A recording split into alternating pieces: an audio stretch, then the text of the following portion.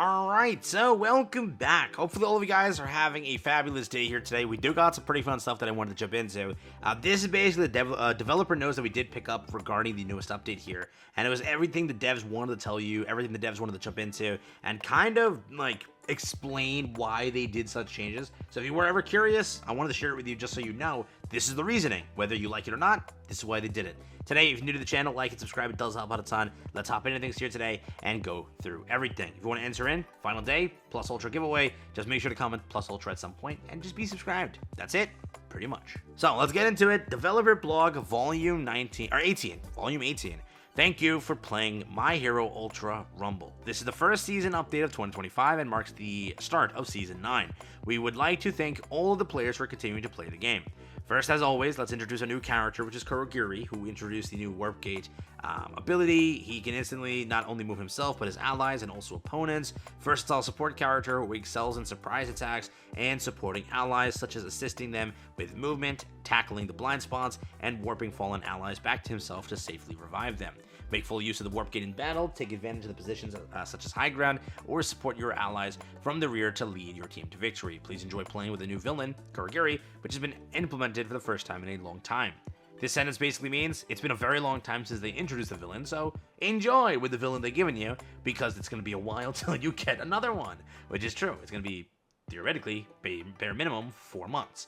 And then potentially after that is not a villain, so 6 months. So remember how long it takes to actually get a villain. Probably you're not going to get one for a while now. That's what they're saying. You know, we've implemented one for the first time in a long time. So there is that. Next, as a major update, we have adjusted the seasonal license. We plan to provide an overview for these changes in this developer note, but we also plan to release a video summarizing the changes at a later date to make them easier to understand, so please wait a little while. For some reason, they're making a video. I don't know what the reason is. I don't know why they're doing that, but they want to explain everything in a more proper way through a video up and coming, which will break down everything better. So I don't even know when the last time we had like a dev video from them, so I can't wait. They're gonna hire those commentators that we had on that stream.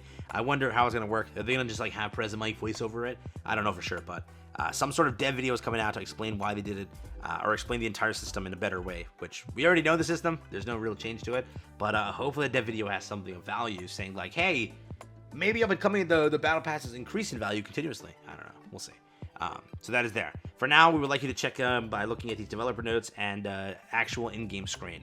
First of all, various rewards that were previously split between licenses and missions can now be obtained collectively through licenses. Instead, you can now obtain license experience points for missions. The overall rewards are integrated into the license, and the more you play to complete the missions, the easier it is to obtain the rewards. We hope this will help you enjoy the battles, but please also try to complete the missions with this in mind.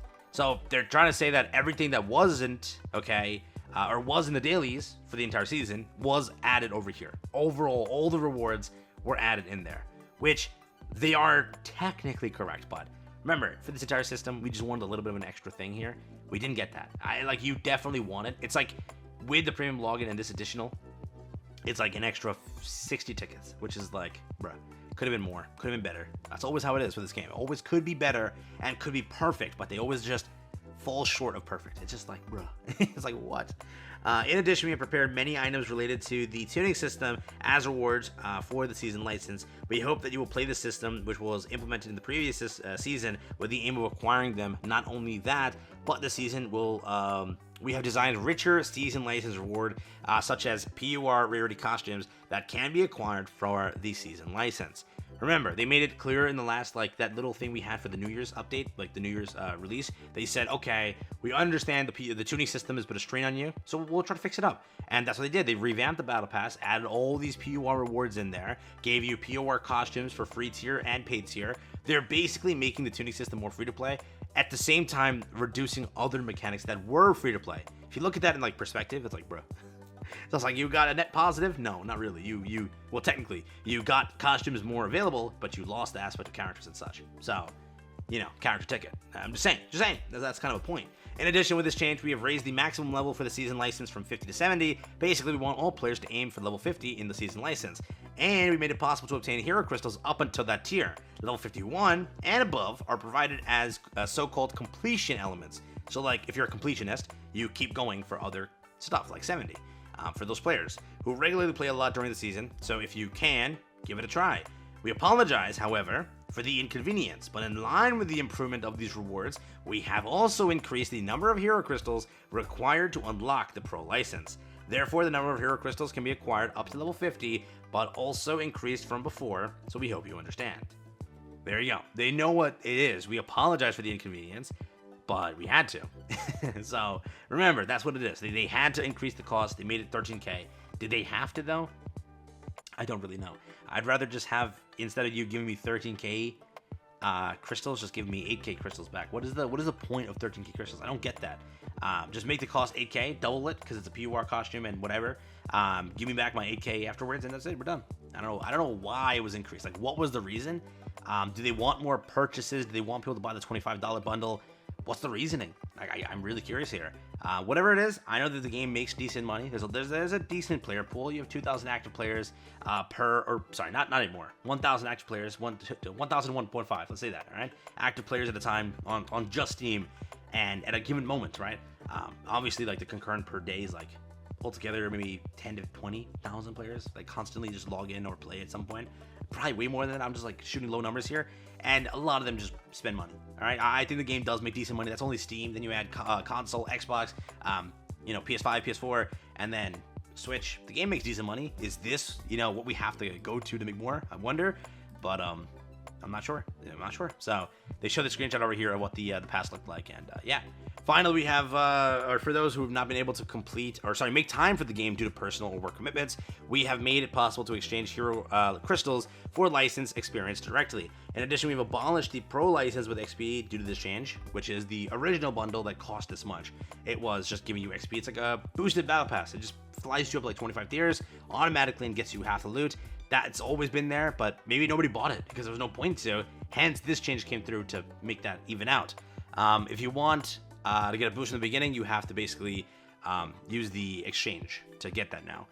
Next, we implemented the third. So basically, it just shows you also this is the reason they made this pass the way it is, because people weren't doing their dailies or weeklies. So they said, well, just put it all in the pass and do it at your own time. So JV players who are maybe busy doing work, whatever, they were complaining a lot, saying like, hey, we can't do our dailies and weeklies. That's why this change kind of came through, and that's why they implemented it just to the battle pass. So you play during the season and get it instead of having the force to be logged in every single day. That's the change, and that's why it was done. Next, we implemented the third change. The third completely new stage, the Chaos City. Chaos City has many underground areas and multi-layered terrain, making positioning both indoors and outdoors more important. From Season 9, there will be stages in rotation: Chaos City, UA Island version 2, and USJ version 02, allowing players to enjoy a wider variety of stages. In addition, UA Island version 02, we installed jump pads to make it easier to move through basically a three-dimensional map. From now on, we will install them in each stage. So yes, if a stage doesn't have enough jump pads, they're going to add more. If a stage needs more jump pads, they'll add more. All right? If a stage needs less, they'll add less. As of now, though, they've made it clear. But from now on, we will install them in each stage. So if a stage needs them to change up some locations, they'll do it. And make the jump pads easier to understand by displaying the icons on the minimap. We hope that it will make better use of battle for them. Pretty much that's it. Then we just have a screenshot here. Whatever it is, though, I'll give this to them. The fact that this map isn't insanely open space, correct, like the first map, they know what the issue was with the first map. The first map was designed how many years ago? Let's think about that, right? When the beta was there and everything. That's been a while, okay? Second map fixed a lot of issues because it's not so open. You're sniped, murdered, and destroyed, okay? The loot spawns in this map are insane. They're like the amount you can level 9 on this. I'm saying this now. Fight me in the comments. I will fight you.